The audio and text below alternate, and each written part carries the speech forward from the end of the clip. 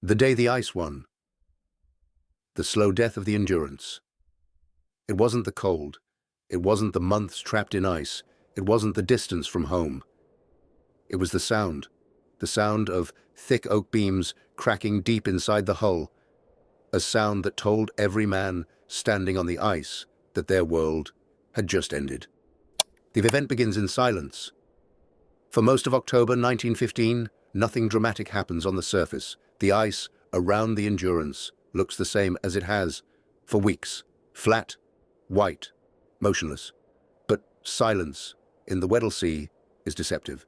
It means pressure is building somewhere you cannot see. The Endurance was built to survive this. 44 meters long, over 300 tons.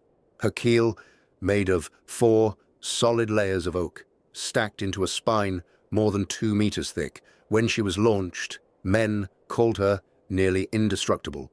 Only the Fram was stronger. But the Fram had a rounded bottom. The Endurance did not. When the ice moves. On October 24th, the ice begins to move, not fast, not violently. It presses. Invisible forces converge on the hull. The ship emits a low tremor, like timber settling in a cold house. Below deck, coal dust quivers on shelves.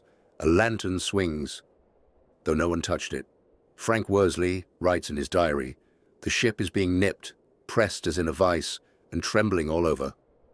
Men stop talking when they hear it, not because they are afraid, because they are listening.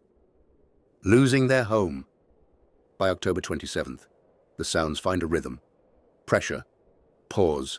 Pressure again. At 5 p.m., the first beam snaps. It sounds like a rifle shot fired inside the ship. Then another, and another. Men rush onto the ice. They can feel it now. The deck beneath their feet is no longer solid. The Endurance was designed to rise when squeezed by loose ice. But this is not loose ice. This is pack ice, locked together for hundreds of kilometers. There is nowhere for the pressure to go. The hull begins to buckle inward, not dramatically, but methodically. Oak planks bend, iron bolts scream as they twist. Shackleton gives the order. Boats, provisions, instruments, onto the ice. Not later, now. A kettle is set down, still full. A bunk is left unmade. The dogs begin to howl as the ship tilts. Frank Hurley writes, "We are homeless and adrift on the sea ice." No one argues. They already know. The ship begins to die. For weeks, the men live beside their dying ship. Some mornings, the ice closes another inch around the hull. Black water seeps through seams once thought impossible to breach. The pumps are useless. This is not a leak. This is structural failure.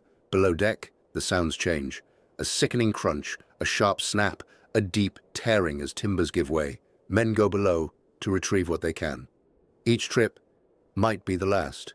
They save the cameras, the books, not because they will help them survive, but because they remind them they are still human.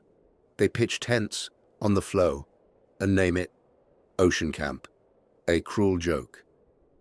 The final agony, November 21st, 1915. Without warning, the ice heaves. The ship lurches hard to port. From a distance, the men watch as the stern lifts clear of the water. The propeller flashes once in the pale Antarctic light. Then the hull gives way. The bow dips first. The deckhouse collapses inward. Shackleton shouts through the wind, "She's going, boys!" At 5 p.m., the Endurance gives a final shudder. The stern rises, almost gently, and slides beneath the ice. No explosion, no final roar, just a rush of water, and then nothing. What remained the next morning is painfully ordinary. The sun rises. Men boil water on small stoves balanced on ice. Someone looks toward where the ship should be, then remembers. All that remains are 3 lifeboats, tents stitched from sailcloth, and 28 men with nowhere to go. Shackleton later writes a single line, "The Endurance is gone, but our duty remains." This was not yet a story of survival. That would come later. This was the moment certainty ended, the moment preparation met a force it could not overcome. The ice moved, the ship gave way, and when the sea finally took her, the men turned forward, because looking ahead was the only direction left. Wind fades out.